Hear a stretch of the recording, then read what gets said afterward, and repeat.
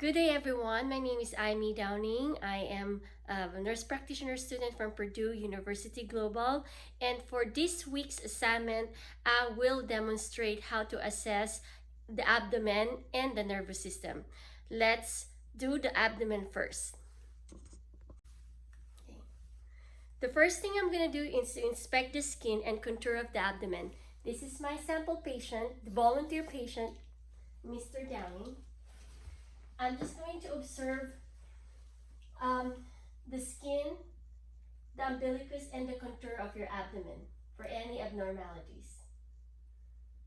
First, since you are already laying flat, I will inspect and touch your skin to see if it is warm, cool, or clammy.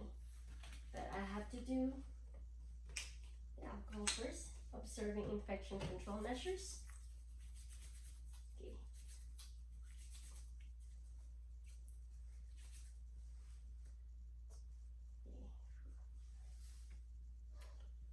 Okay. Your skin is warm. The color, I have to note if there's any bruises or yellowish. Okay. Scars, no scars. Striae or old silver striae or stretch marks. You have beautiful skin and no rashes or ecchymosis. This time, I'm gonna observe your umbilicus. I have to look at the contour and location for any inflammation or bulges. Any bulges suggest a ventral hernia. Okay. No bulges noted. Now let's go to contour of your abdomen. I want to see if it is flat, rounded, or scaphoid, or if there's protuberant. I prefer to bend my knees so I can see it perfectly. Your abdomen is flat, no flank bulges, and no abnormalities. Now let me survey your inguinal area and femoral areas. Appears to be pretty normal. Okay, this time we will observe peristalsis and pulsations. Now I will locate your aorta first, which is located here. And all I have to do is observe your abdomen for several minutes for any suspected intestinal obstruction.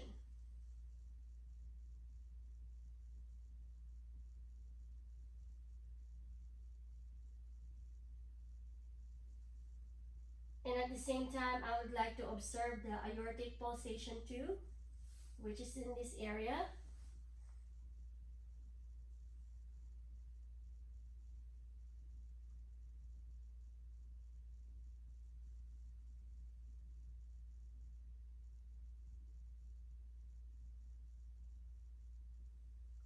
Visible normal aortic pulsation and normal peristalsis. Okay, this time we will auscultate the abdomen. Auscultation provides important information about bowel motility. Now I will do auscultation first prior to percussion and palpation. So what I'm going to do is I'm going to use the diaphragm of my stethoscope. I have to warm it up based on my palm and listen to the 4 quadrants of your abdomen. So the 4 quadrants, the right upper quadrant, left upper quadrant, right lower quadrant, and left lower quadrant.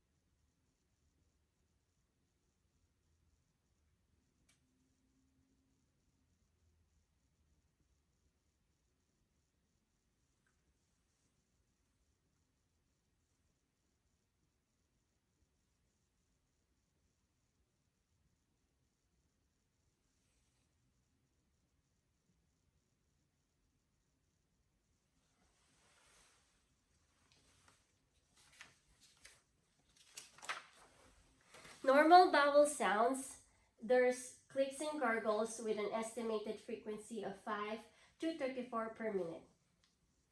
And your right upper quadrant is noted with stomach growling. So it's pretty normal. Now, this time we will auscultate, or I will auscultate for any bruits over your aorta, urinal artery, iliac arteries, and femoral arteries. Okay.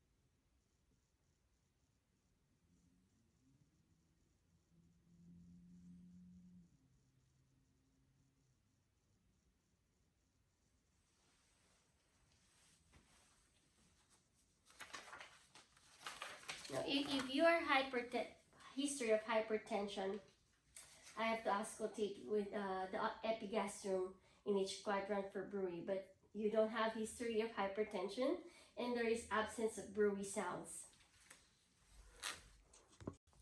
Okay, this time I will percuss the abdomen. So same thing, 4 quadrants, and I will do light tapping. Okay.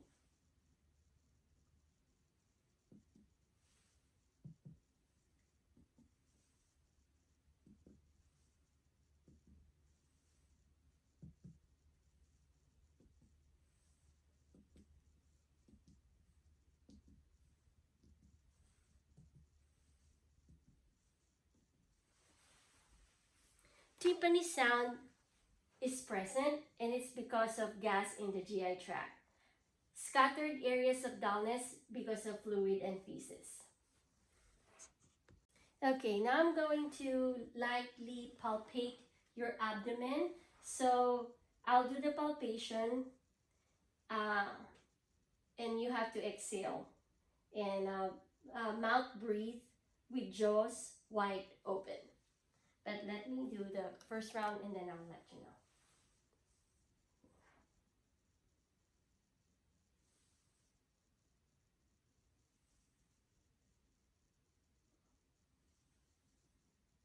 Can you take a deep breath for me?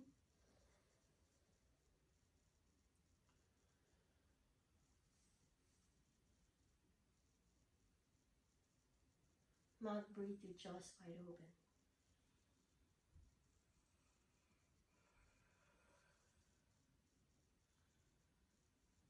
Awesome. No resistance noted, no muscle spasm or rigidity noted. Okay, this time we're gonna do the deep palpation of your abdomen, but first, may I request to flex your knees? What does that mean? Bend them up? Yeah, bend them up. Thank you.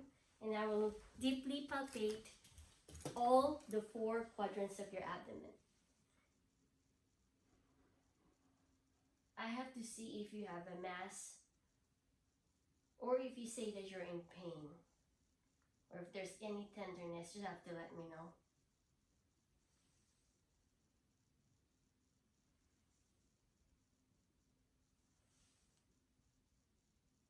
So far, no facial grimace, no mass noted. Okay, similar to the deep palpation, I will assess for peritoneal inflammation. Keep your legs flexed and I will percuss again deeply, and you really have to tell me this time if you have any discomfort or tenderness or pain. So this is assessment for rebound tenderness.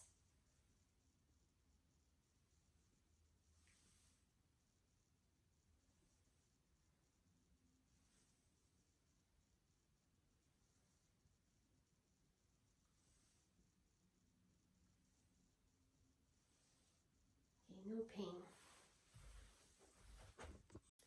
Alright, this time we're gonna look for Murphy's sign. So I'm going to place my left thumb underneath the coastal margin of your ribs and just breathe normally. Or I can do on my right hand the fingers and then indirect percussion, and let me know if you have pain. Okay. No abdominal pain noted, no rigidity, patient is not guarding at all, no rebound tenderness, and no tenderness upon percussion. Now we're going to look for Robsing sign. So lay flat or in supine position. I will press deeply and evenly in the left lower quadrant. Okay, then let me know if you have any pain present, most specifically on your left. Okay.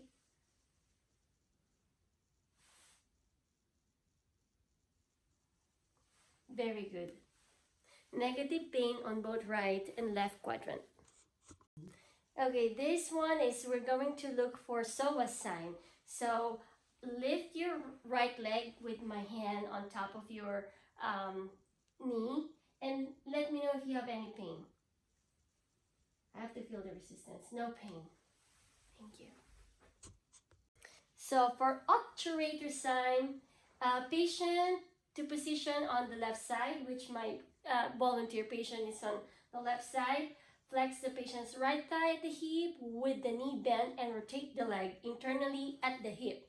This maneuver stretches the internal obturator muscle. If there's any pain present, then we have to do more tests. Okay. And it's quite heavy. Do you have any pain? Kind of flex it internally. Do you have any pain? No pain. Okay, this time we're gonna do look for cutaneous hyperetesia. It is abdominal sensitivity of the skin over an affected area, which is usually the right lower quadrant.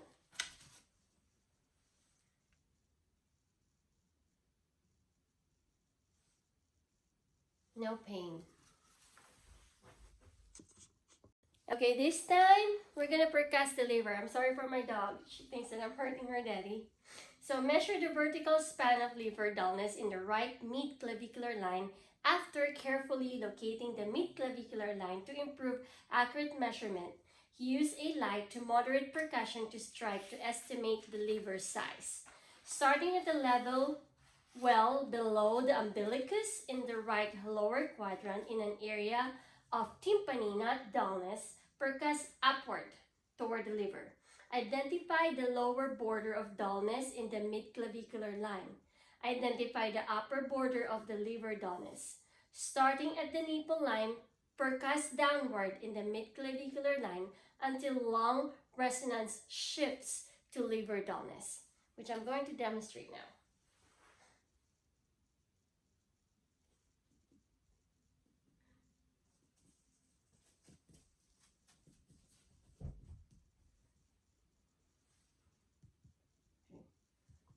This is resonance.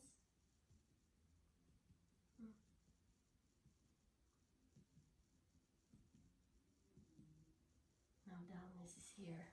So now I'm going to measure it. Using a tape measure.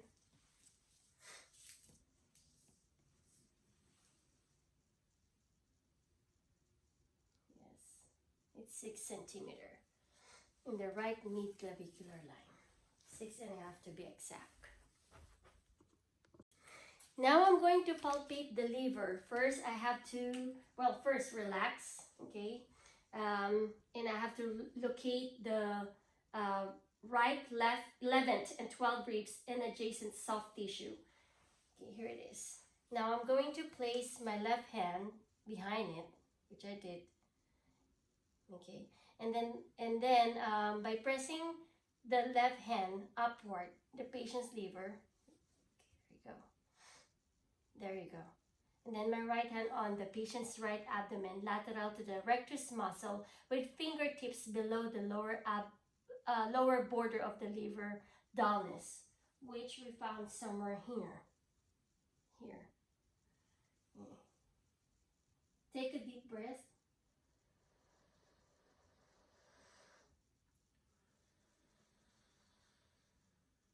All right. Now another technique that may be helpful, especially if the patient is obese, is called the hook technique. Stand on the right of the patient's chest. Place both hands side by side on the right abdomen below the border of liver dullness. Press in with your fingers and up toward the costal margin. Now you need to take a deep breath again.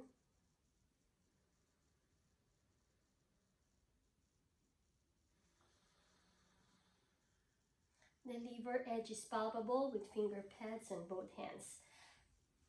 Edge is soft, sharp, and regular with smooth surface.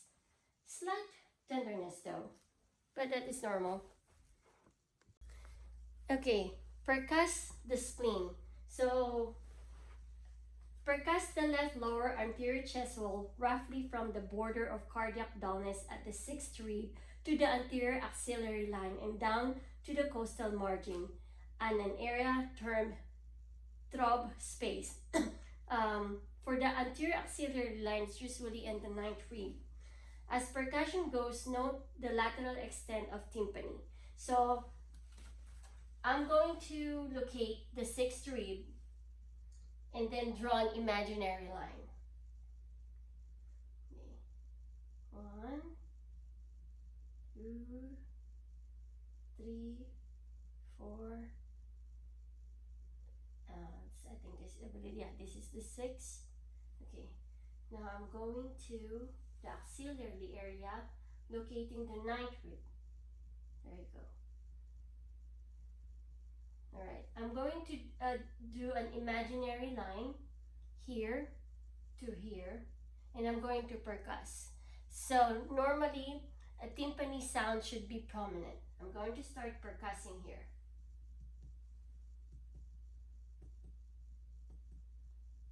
I'm heading to the imaginary. There you go. Okay, tympani sound is really prominent. Alright, now we're going to palpate the spleen. To enhance relaxation of the abdominal wall, you should keep your arms at the sides. Okay, good. And if needed, flex the neck and legs. Yeah.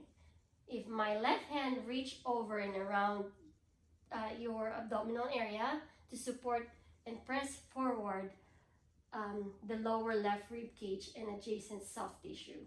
With my right hand below the left costal margin, press in toward the spleen. Then I'll begin palpating low enough so you can detect, or I can detect, an enlargement of spleen.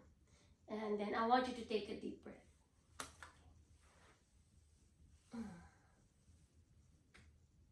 Take a deep breath.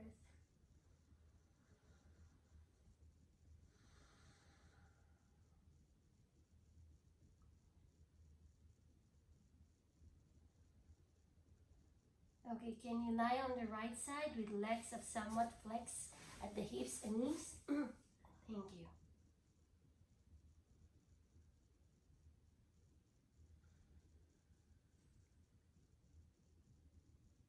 Okay, no enlargement of spleen noted. No pain? Now we're going to palpate bilateral kidneys. First is to assess for costovertebral angle, tenderness, palpation of the left kidney. Move to the patient's left side, which I asked the volunteer to reverse his position, and I'm actually on his left side.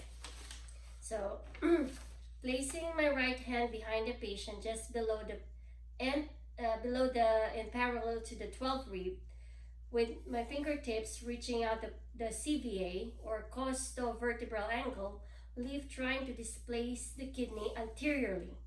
Place your left hand, or my left hand, gently in the lower upper quadrant, lateral and parallel to the rectus muscle. And then I will ask the patient to take a deep breath. Okay.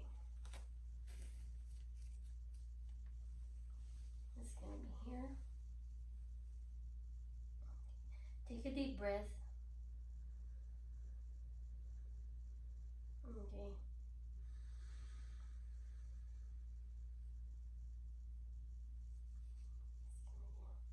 All right.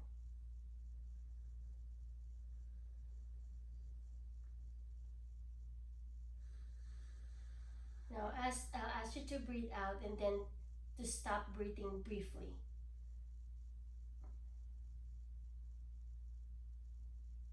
Okay, and then I will slowly release pressure of the left hand, feeling at the same time for the kidney to slide back into your expiratory position.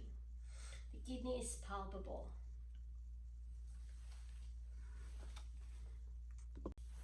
Now, alternatively, palpating left kidney using the deep palpation technique similar to palpation of the spleen. Standing at the patient's right side, which I has instructed the volunteer to go back to his original position.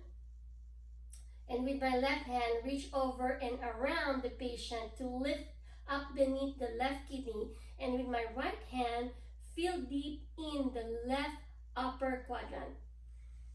Okay. Now I'm going to ask you to take a deep breath.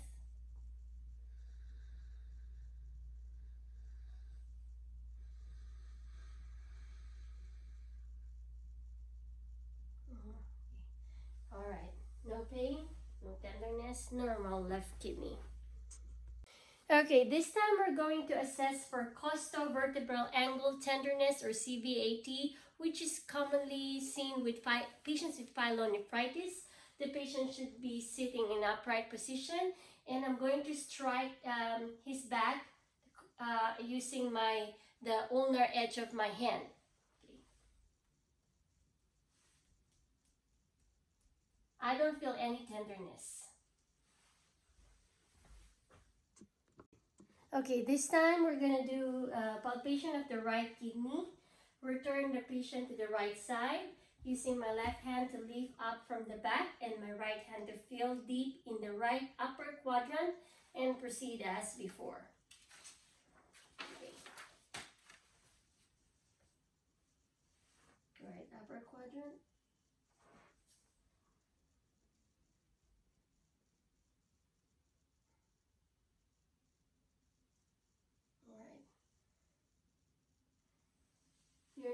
Your right kidney is normal, it's slightly palpable and slightly tender.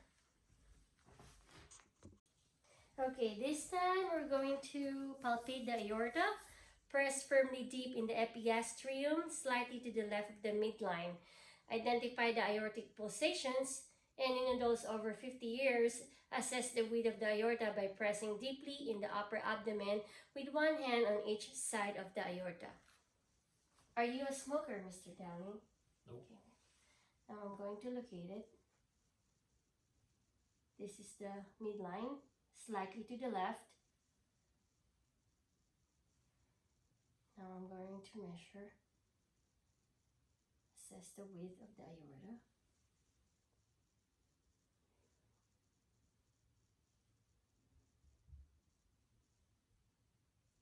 Okay, normal aorta and not more than 3 centimeter wide. Right. Okay, now we're going to assess the nervous system, beginning with assessment of mental status, appearance, and behavior. Good evening, Mr. Downing. Hello. Okay. So, how is your day today? Good. Okay. And are you, is it all right for me to discuss about your well-being? Sure. Thank you. So the patient is alert and oriented. This displays relaxed posture. No extra or involuntary movement noted. The patient is well dressed or well groomed, and the patient responded appropriately. The patient is approachable and open to discuss topics related to his well-being. Okay, now we're going to assess the speech and language. Mr. Downing, can you tell me where your address is? 13107 B Blossom Place in Riverview, Florida. Are you married? Yes. You have children? Yes. You have a pet? Yes. Thank you. The patient responded in a good quality of tone, normal rate of expressed thoughts, and the volume is appropriate. The words expressed are clear and concise. Okay, now we're going to assess the mood. Mr. Downing, how is your overall mood? Good. A little frustrated at the job, but other than that, okay. And you're capable of coping. Yeah, just work stress. All right. And do you feel any discouraged or depressed? No. Okay. So the patient expresses frustrations related to his job, but able to cope and does not display depression. Now we're going to assess the thought and perception. Mr. Downing, what can you advise to the young generation nowadays, most especially at this time of pandemic? They need to listen and stay informed. Thank you. The patient demonstrated intact of thought process. Thought contents are sensible. Patient is coherent, respectful throughout the conversation. Patient's perception displays appropriateness and provided a good life judgment and ideal life insights. All right, this time we're going to assess the cognitive function. Okay. Can you state your name and family members in your household and your profession? Jeffrey Downing. My family members are Amy Downing, my son Randall Downing, my daughter Rachel Downing. We're located in my house in Riverview, Florida, and my profession is service delivery manager. And what time is it now? It's 10 minutes until 9 p.m. Okay. Now the next thing I'm going to ask you, I have to explain it. It is important so I can test your ability to concentrate. I will let you read a phrase and then repeat what was read about. Okay. It's a very short one. Can you read me number 6, please? Number 6. 6. Yeah. Fun, laughter, and smiles any way you can get them. Can you close the book and repeat it to me? It's talking about fun, laughters, and smiles any way that you can get them. Very good. Let me try one more time. Now, spell the word name, Aiko, backwards. O-K-I-A. Very good. Can you tell me your birthday? March 8, 1967. Your wedding anniversary? September the 21st, 2012. Okay. Any recent memories involving life lessons? Yeah, I would say recently at my work. Then the last one is, I want you to repeat this for about maybe 5 times. It's supposed to be 1 to 3 minutes, so 5 times is okay.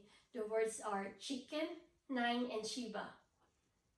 Chicken 9 Shiba, chicken 9 Shiba, chicken 9 Shiba, chicken 9 Shiba, chicken 9 Shiba. Very good.